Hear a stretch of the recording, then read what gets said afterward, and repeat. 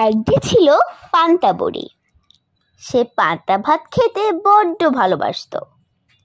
এক চোরে সে রোজ পান্তা ভাত খেয়ে যায়। তাই বুড়ি লাঠি ভর দিয়ে রাজার কাছে নালিশ করতে চলল। পান্তা বুড়ি পুকুর ধার দিয়ে যাচ্ছিল। একটা শিং মাছ তাকে দেখতে পেয়ে বলল, পান্তা বুড়ি, কোথায় যাচ্ছ? পান্তা বুড়ি বলল, চোরে আমার পান্তা ভাত খেয়ে যায়, তাই রাজার কাছে নালিশ করতে যাচ্ছি। শিং মাছ বলল, ফিরে যাবার সময় আমাকে নিয়ে যেও, তোমার ভালো হবে। পান্তা বুড়ি বলল, আচ্ছা। তারপর পান্তা বুড়ি বেলতলা দিয়ে যাচ্ছে। একটা বেল মাটিতে পড়েছিল। সে বলল, পান্তা বুড়ি, কোথায় যাচ্ছ? পান্তা বুড়ি বলল, চোরে আমার পান্তা ভাত খেয়ে যায়, তাই রাজার কাছে নালিশ করতে যাচ্ছি। বেল বলল, ফিরে যাবার সময় আমাকে নিয়ে যেও, তোমার ভালো হবে। পান্তা বুড়ি বলল, আচ্ছা। তারপর পান্তা বুড়ি পথের ঘাটে খানিকটা গোবর দেখতে পেল। গোবর বলল, পান্তা বুড়ি, কোথায় যাচ্ছ তুমি? পান্তা বুড়ি বলল, চোরে আমার পান্তা ভাত খেয়ে যায়, তাই রাজার কাছে নালিশ করতে যাচ্ছি। গোবর বলল, ফিরে যাবার সময় আমাকে নিয়ে যেও, তোমার ভালো হবে। পান্তা বুড়ি বলল, আচ্ছা।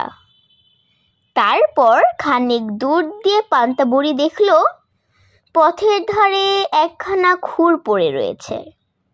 খুর বলল, পান্তা বুড়ি, কোথায় যাচ্ছ?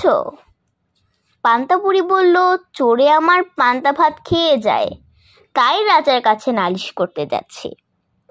খুর বলল, ফিরে যাবার সময় আমাকে সঙ্গে নিও, তোমার ভালো হবে। পান্তা বুড়ি বলল, আচ্ছা। তারপর পান্তা বুড়ি রাজার বাড়ি গিয়ে দেখল রাজামশাই বাড়ি নেই। কাজেই সে আর নালিশ করতে পারল না। বাড়ি ফেরবার সময় তার খুর, গোবর, বেল আর শিং মাছের কথা মনে হলো। সে তাদের সকলকে তার থলেই নিয়ে এলো। পান্তা বুড়ি যখন বাড়ির আঙিনায় এসেছে, তখন খুর তাকে বলল, আমাকে খাসির উপর রেখে দাও। তাই বুড়ি খুরখানাকে খাসির উপর রেখে দিল। তারপর যখন সে ঘরে উঠতে যাচ্ছে, তখন গোবর বলল, আমাকে পিঁড়ির উপর রেখে দাও। তাই বুড়ি গোবরটাকে পিঁড়ির উপর রেখে দিল।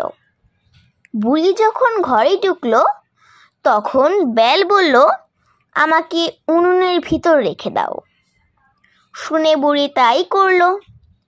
শেষে শিং মাছ বলল, আমাকে তোমার পান্তা ভাতের ভিতরে রাখো। বুড়িও তাই করলো। তারপর রাত হলে বুড়ি রান্না খাওয়া সেরে ঘুমিয়ে রইল।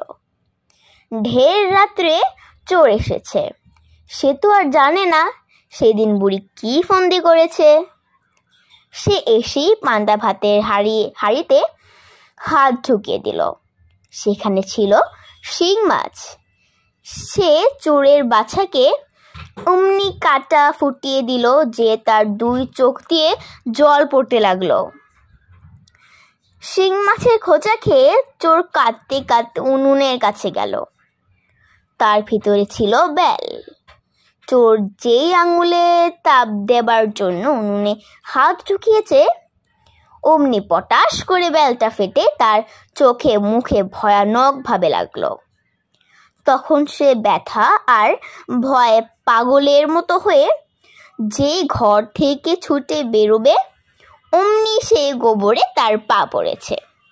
তাতে সে পা হড়াক ধপাস করে সেই গোবরের উপরেই বসে পড়ল। তারপর গোবর লেগে ভূত হয়ে বেটা গিয়েছে ঘাসে পা মুছতে। সেইখানে ছিল খুর। তাতে ভয়ানক কেটে গেল। তাতে আরও ও মা গো, গেলুম গো বলে না চেঁচে বাছা বাচ্চা বাছা যান কোথায়?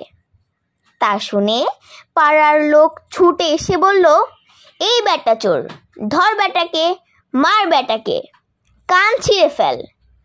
তখন যে চোরের সাজাটা হলো।